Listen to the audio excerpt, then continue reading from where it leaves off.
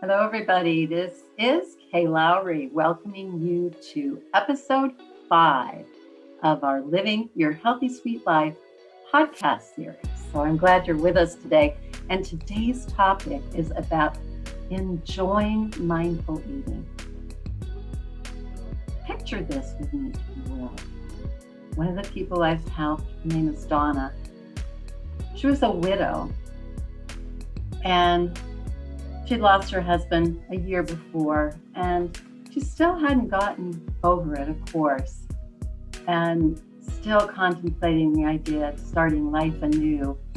And she worked all day. She was a nurse, and oftentimes she didn't really care so much about eating anymore. She wasn't really that hungry, so she just grabbed something, a fast food, burger, fries, chicken on the way home and through the drive-through. And she might have even eaten it in the parking lot. So, she just ate it as fast as she could and got it over with. And yet when she came to see me, she really was tired of gaining weight and she wanted to lose some weight. And so one of the things that I shared with her is the idea of taking pleasure in eating, and as she restarted a new life, really, eating is one of life's simple pleasures. So we created a little plan around this, and this is what she implemented. She first of all started with the project of cleaning off her dining room table so she could find it again, find the top of it, take all the stacks of magazines, papers, etc. off it, and put a new tablecloth on it.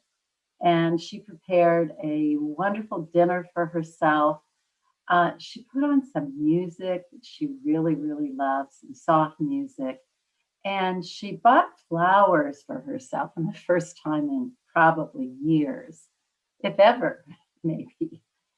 And so she put them in a vase on the table, and she sat down and quietly enjoyed this meal for the first time, really enjoying food in so very long. So this is what enjoying mindful eating looks like.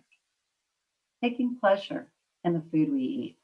Hi, I am Kay Loughrey, founder and CEO of Sweet Life Wellness, registered dietitian-nutritionist, and healthy eating coach with 30 plus years of experience helping people with their health. And I help people with habit change, most definitely. And I help people build a healthy relationship with food. And I had to start with myself because, truth be told, when I was young, in fact, even when I was an adult, my diet had left a lot to be desired. And it happened because when I was 8 years old, I started eating, only it really wasn't eating, it was hiding because something bad had happened to me.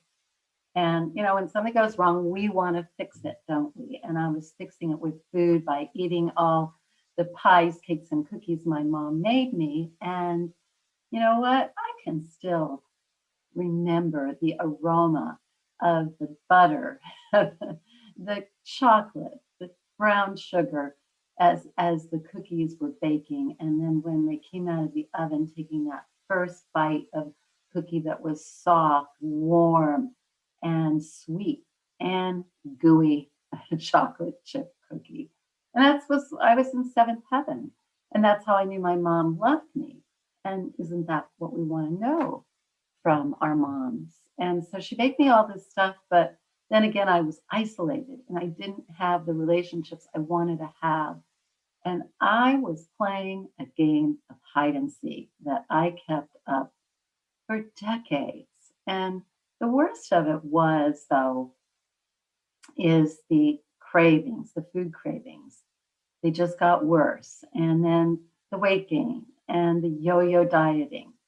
And so, other than that, my childhood was pretty normal. I grew up, went to college, got a job, got married. And the thing was, though, I was still playing that game of hide and seek. And my marriage was horrible because I was hiding. I was hiding behind food. And after the millionth argument, I just was sitting crying on the couch saying, this is not working. And, that relationship almost ended. But, fortunately, the next day I woke up and I said, this cannot go on. And I really, for the first time, I was facing the fact that I needed help. And so I got help. And the coach I got help from helped me lift the veil on why I was making the food choices I was making and helped me appreciate who I really was and look in the mirror and love who I saw. And then I was able to build a healthy relationship with food. But also another thing that helped me was that I had started meditating when I was in my 20s. And I have to say, it really did help calm me down. It wasn't a solution, but it helped me de-stress, which was so valuable. So that's how I turned my life around. And what did I learn from all this? I learned that I could change my life, and you can change your life too. And I'm not just saying that to make you feel good. Change is available to you. And that's why I'm doing this podcast series, to show you some small changes that can make your life better by making healthier choices and by being able to de-stress and switch that chronic stress response into a relaxation response. And so that's really what we've been doing here. This is episode 5. And all of these episodes have been, in one way, shape, or form, about mindfulness and about how to change that stress soothing into a more constructive response, into a new set of habits, so that you can live the life that you want to live. And so today, we are really focusing on being able to find pleasure in food. And the people that I'm seeing in my practice, a lot of them are just stressed and they want some way to soothe themselves with food or something else, alcohol or even something else. But, it's not the best way, it's not the healthiest way. And there is an alternative. And of course, that stress builds day by day unless we do something about it. And so, one of the things that we want to do with mindful eating is help you slow down instead of stuffing your face with food as part of a stress response. You're already in fight or flight or freeze. To be able to slow it down, to be able to slow down the enjoyment, because eating is one of life's pleasures. Being able to move into a relaxation response where we can take long enough to eat, where we don't overeat. And actually, sometimes we're even eating when we're not even hungry. And that comes a lot of times with distracted eating. We just eat because it's something to do while we're watching TV, most likely.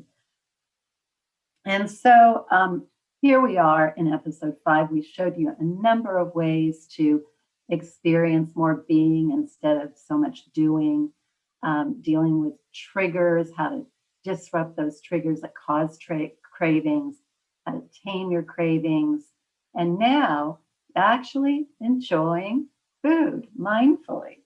So that means, and mindfulness we've talked about means paying attention in the moment.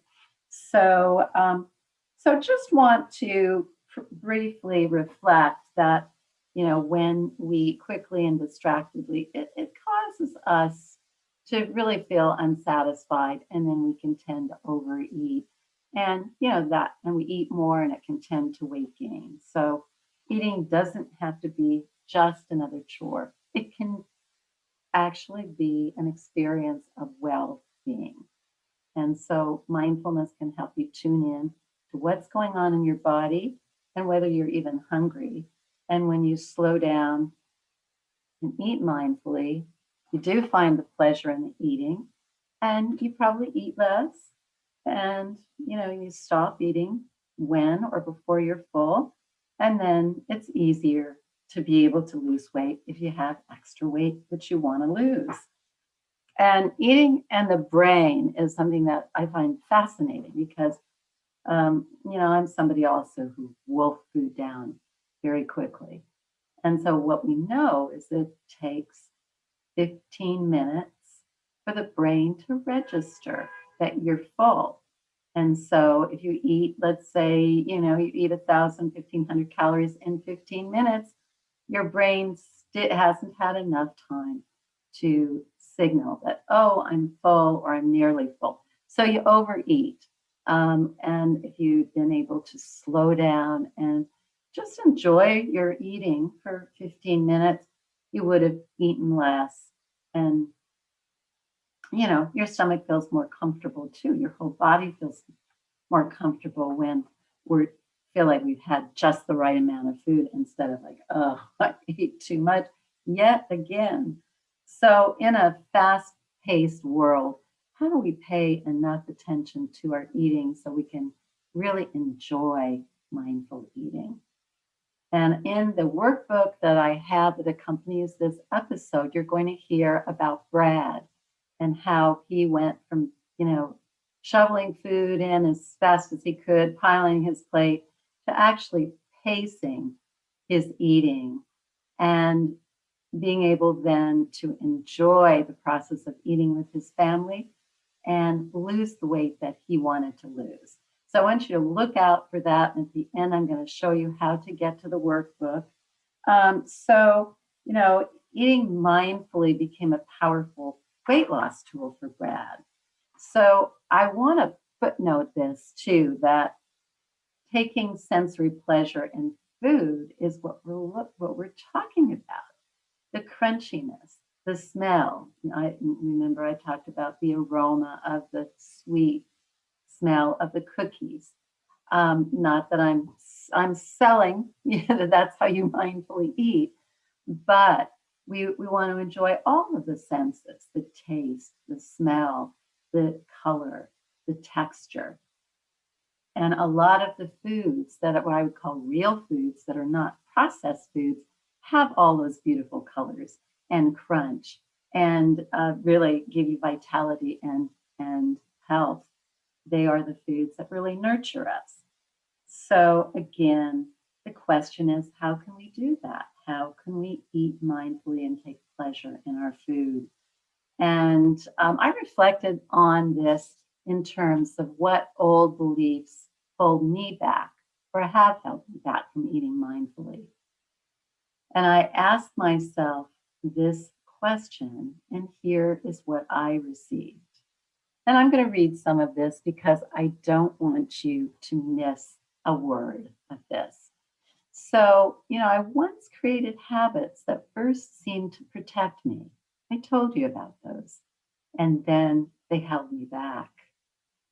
And, yet I can use these old habits as fuel for growth and inspiration. I don't just have to stay with them, but I can move, I can transform a belief and a habit and free myself. And I can create a new belief that allows me to live the life I want to live and make the changes I want to make so I can make better choices and appreciate who I really am. And part of the question is, though, who do I want to become? What is my belief about my identity? So, knowing that, I can step into my power and go forward instead of hiding in the shadows. And I recognize a false belief that's been hidden for so long. And that false belief is, I'm not good enough. I'm not worthy. Something bad happened to me, so it must have been my fault, right? And so I turn false belief like these into a powerful new belief that fuels my motivation and guides my actions so I can eat more mindfully. Yes, I am good enough. And you are too. You are worthy, and I am worthy. And this is my path for turning pain into inspiration and fear into love and action so I can be present and eat mindfully. So, the overall problem is most of us are missing the moments we're in. And yet, if we can experience the moment we're in, we discovered that's unique, precious, and completely fresh. So said Tibetan Buddhist Pema Chodron in her book, Start Where You Are, A Guide to Compassionate Living. So when we pay attention to what we're eating, it's a simple way to enjoy the moment we're in. But now we're going to turn to meditation, and I involve and include meditation in each session because it's helpful for us in being able to enjoy the moment that we're in. And we are going to use one of the meditations from the first session, the simplest meditation that I learned way, way, way back when. It's so simple, you can do it anywhere. And all it is breathing and counting.